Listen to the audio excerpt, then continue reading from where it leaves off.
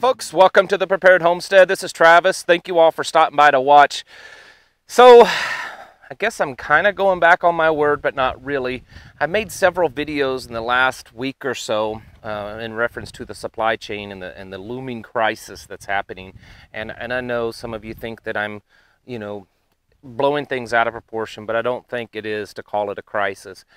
I said I was going to try to not make any more videos the rest of this week on it unless something came up. Well, I think something more has happened, and so I do want to talk about that today because what I see happening now could have great effect on us in the coming weeks between now, maybe in Thanksgiving, or between now and Christmas.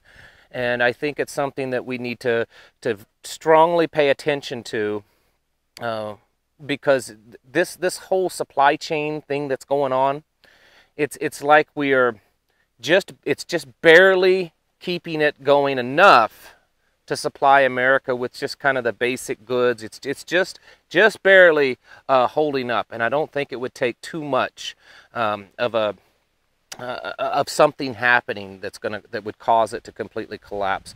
And so I want to talk about that here in just a little bit.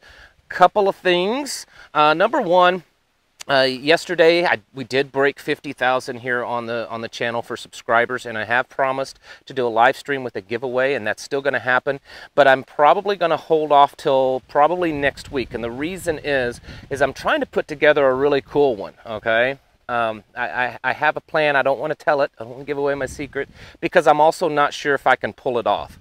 But I am working on that. So the video, the live stream, and the giveaway, it will happen next week regardless. I'll hopefully know Monday or Tuesday if I can do this, what I'm wanting to do, and if not, we'll just go ahead and have a regular old live stream and do a giveaway.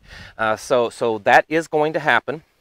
And also, I noticed that one of our brothers on the YouTube prepper channels, Pinball Preparedness, he broke 50,000 yesterday too, and that's pretty awesome.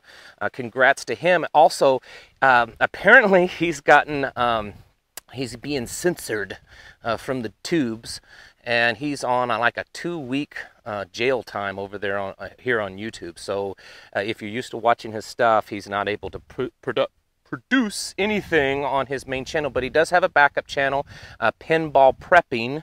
His main channel is Pinball Preparedness, but if you can go over to Pinball Prepping, and you can see him over there, he's still producing stuff every day. I know a lot of you listen to him, maybe not everybody, but I know a lot do, and I can't speak for all of us kind of prepper homesteader type channels here on YouTube, but me personally, these guys are not my competitors. We're not competitors at all.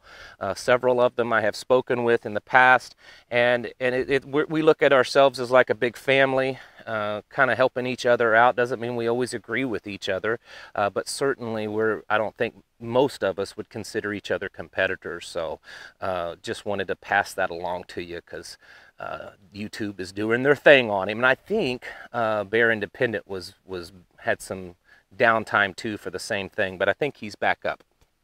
Anyways, so let's kind of get into this this thing that I'm wanting to talk about. So obviously you all know about the whole supply chain. We've talked about that in length, the trains, the docks being backed up. We've talked about how schools are starting to wonder if they're going to be able to feed the kids through the winter time. Schools are being told to stock up on anything you can to try to have enough to feed schools. I've seen reports of food banks in some places running dry or worrying if they're going to have enough because the winter months and the holidays are always the big time for food banks, and they're worrying that they're not going to be able to help out those that have less and that need a little help during this time of the year, which is all indicators of a crumbling supply chain.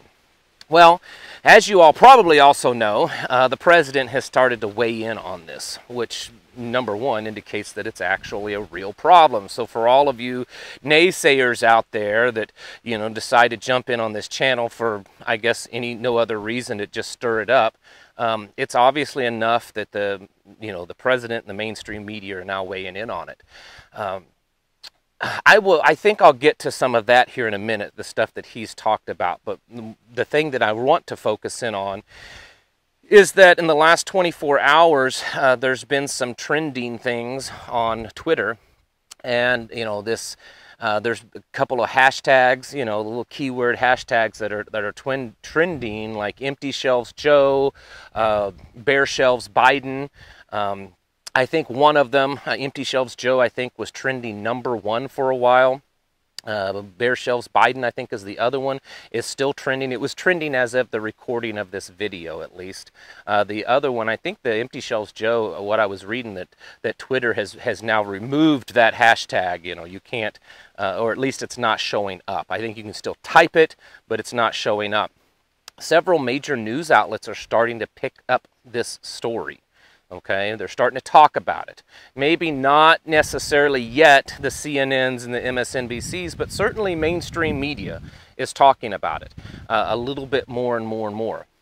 And it doesn't take you very long on places like Facebook and Twitter and I guess Instagram, I'm not over there, where people are posting videos on a more frequent basis every day of going to their local stores and showing that there's lots and lots of bare shelves, okay? A lot of them. Now, the thing that I have been talking about for the past couple of weeks here and over on my Patreon channel that I think is going to be the problem. I'm not making a prediction. I want to make that clear. I'm not making a prediction. I'm not saying I think this absolutely is going to happen. I'm saying that I think that there's a good chance of this happening, especially when you go back a year and a half and you see how the people panicked at the start of the whole health crisis. You know, it was mostly toilet paper then. I mean, that was at least the big joke. But still, we saw stores just completely run dry in a very short amount of time, and lots, loads of people flooding into these stores trying to stock up. Fast forward to now. Go back to that. At that time, our supply chain was not a problem. At least it wasn't a problem like it is now. Things were getting around good. Stores were able to keep stocked up in a normal way. Fast forward 18 months or so, a year and a half or so, and we have a ever increasing supply chain problem. It is straining, under great strain. I mean, it's like it's on the verge of complete collapse. This isn't my words. This is a lot of industry analysts and experts are warning of that the supply chain is on the verge of a complete collapse. Now, what happens if it's under this condition and people start doing the same thing, that panic buying? Remember, I said we've got two major holidays coming up, two major holidays that are the biggest time of the year for grocery shopping and for just regular shopping. I mean, you know, most retail stores go the entire year in the red, and not until about, you know, November. That's why they call it Black Friday shopping, is that the stores typically finally sell enough that they can go into the black for the year, right at the end of the year. That's all going to happen under a very strained and failing and falling apart system. Can you start to put it together that it's not going to take very much for that system to completely, absolutely collapse out from underneath us? And then, you know, we don't know what it's going to be after that. And with all this trending and major news networks talking about it, the president himself is talking about it. Up until now, I think, and this is only my opinion, the vast majority of Americans that were really, really aware of this, thinking about it and talking about it, was more the fringe, you know, us preppers, conspiracy theorists, maybe some of the more hardline, you know, conservative people, and maybe even a few on the left. But the vast majority of Americans, while they may have occasionally seen or heard something about it, they just kind of blew it off as, you know, not a big deal. And now all of a sudden it's going to get thrown in their face over the next days or maybe even a week as time to see how long this story kind of keeps some energy.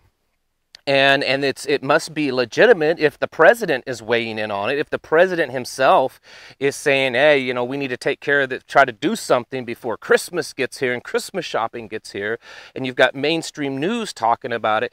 You're going to start having more and more of the normies say, you know what? Maybe we should go out now and start stocking up. Maybe we should, you know, go stock up on some food and toilet paper and Thanksgiving stuff and Christmas gifts and things like that. And if a bunch of people, and it doesn't even take a lot, you know, probably just a few percentage points of the American population run out and buy out of a normal buying cycle, I don't think it would take very much to cause this whole system to just crash.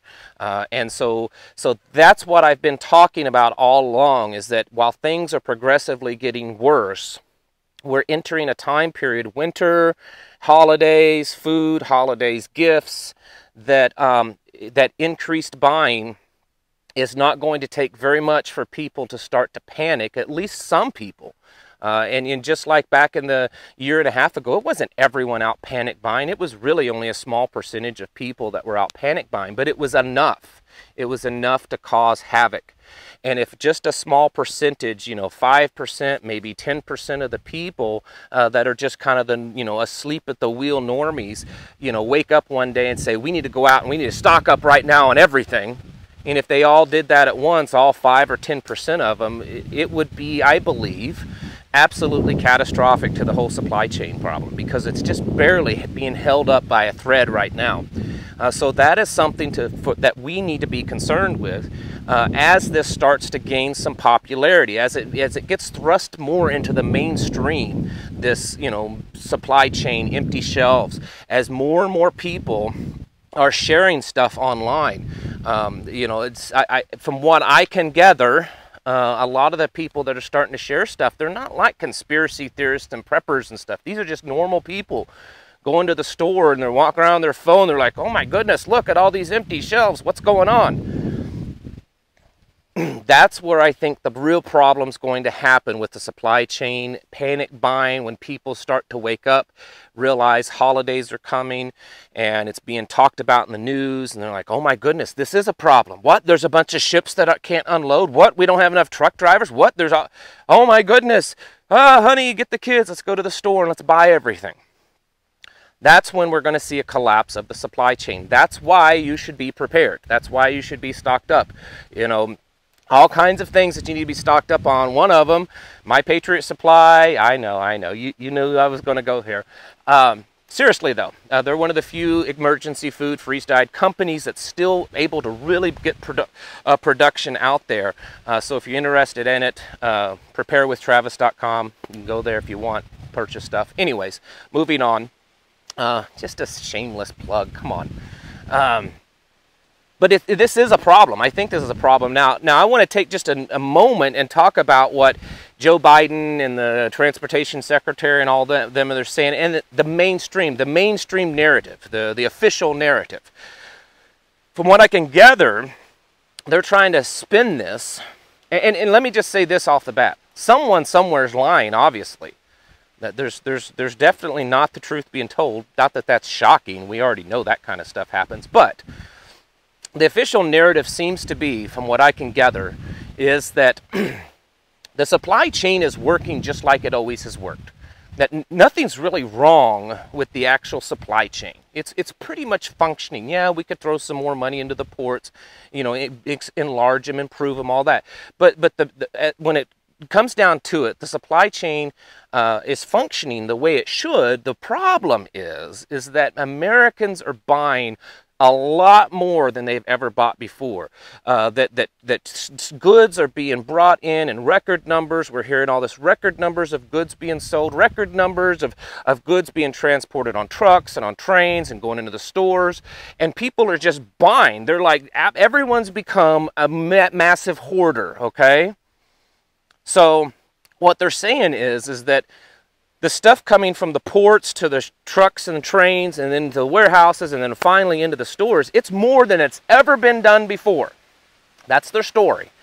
And the reason why that their shelves are empty and you can't get stuff without waiting months and months to get it is because more and more people are going out buying a lot more stuff than they've ever bought before. That's the story that's pretty much being spun. And let me explain to you why I don't believe that this is true. There's certainly something else going on. Number one, I just want to make it clear, I'm not an expert. I'm not an expert really on anything.